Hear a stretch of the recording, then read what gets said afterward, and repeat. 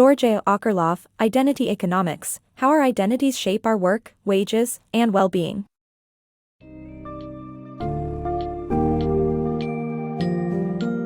Ready to plunge into the world of identity economics? This book summary presents a thought-provoking account of the fusion between economics, identity, and social behavior, going beyond traditional economic studies. The core arguments formulate around career choices, gender discrimination, education systems, and workplace models, highlighting how identity markers such as race, class, and gender influence people's personal choices. In the following summary, you will come across real-life examples drawing from various contexts, professions, and industries, revealing the importance of shared community values, group behavior, and social norms.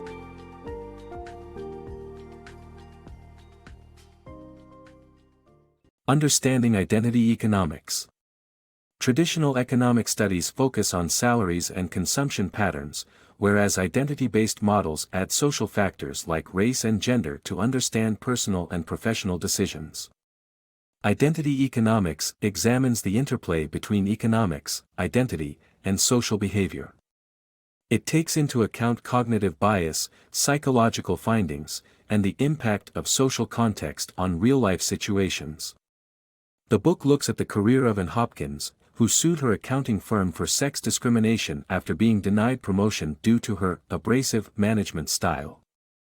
The U.S. Supreme Court ruled in her favor, highlighting how unstated rules and expectations impact crucial economic, educational, and employment decisions. This book makes a compelling case for incorporating identity-based economics into traditional economic models. The power of social factors. Personal choices are influenced by social factors such as race, gender, and class, which shape our identity and values. These factors are often overlooked by traditional economic theories that attribute decisions solely to individual preference. Advertisements, corporate actions, political parties, and community norms also influence our choices. Our identification with certain communities can change throughout our lives, and even children seek out peers of similar ages. External conditions, such as pollution, can also incite reactions from individuals and communities. Overall, understanding the impact of social factors on decision-making is crucial for businesses and policymakers alike. The influence of identity on smoking habits. The book challenges traditional economic theories that solely focus on the demand for tobacco by introducing the concept of identity economics. It looks at how the tobacco industry, through clever marketing, was able to manipulate personal choices by linking cigarettes to liberation and equality. Through a timeline, the book points out how societal attitudes towards smoking have changed for women over the years. The feminist movement opened doors to taboos against female smokers, leading to advertisements that made it desirable for women to smoke. The book also highlights that while traditional economics attribute the change in smoking patterns to the shrinking wage gap, it overlooks the impact of altered gender identities and social norms. The discipline of economics has expanded beyond questions about income and consumption. The book examines how identity economics challenges traditional supply and demand theories by considering how social context, such as racism and discrimination, affects the financial decisions of real people in real situations. Studies have shown that African Americans are treated differently from whites by employers, bankers, and car dealers, which is indicative of the impact of identity on economic choices. Identity and the military. The military's extreme makeovers and rituals during orientation are not explained by traditional economics. Instead, identity economics sheds light on how these actions create a sense of community and a new self-image. By enforcing a behavior code and discipline, the military changes recruits into insiders, enhancing their sense of community. Membership or military identity is valued over financial reward. This philosophy is reflected in the military's pay structures, which have only a narrow difference between upper officers and lower-ranking personnel. Individual achievement is recognized not with money but with medals. Successful non-military schools have also adopted this approach by creating an internal culture and developing insider identities to create a student community. The lesson here is that shared identity and a sense of community can drive better results than just monetary incentives. Embracing company culture. A company's culture can have a significant impact on employee motivation and productivity.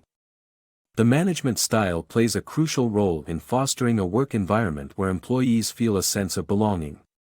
When employees identify with a company, they work harder and take pride in their work. Tight supervision can create resentment and lead to decreased motivation, while relaxed supervision in a trusting environment can foster loyalty and increased productivity. Companies like IBM and Procter & Gamble have high production standards and prioritize shared responsibility, which leads to higher levels of employee loyalty. Identity economics in education. Economic theories failed to explain the school riots in the late 60s and early 70s, but identity-based models shed light on the connection between academic policies and success. In schools with unclear social rules, unspoken guidelines often rule the hallways, creating misunderstandings and conflicts between insiders and outsiders. Students who feel like outsiders do not reap the economic benefits of education, leading to dropouts.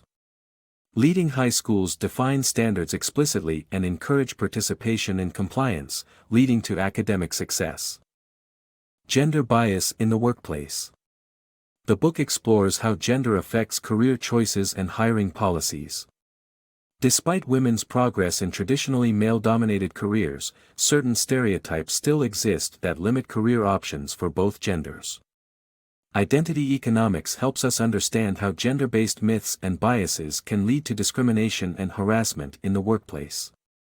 While some progress has been made, communities of practice need to change their standards to eliminate gender labels and create true equality for all. Ultimately, individuals must make choices that define their identity in the face of societal norms and prejudices.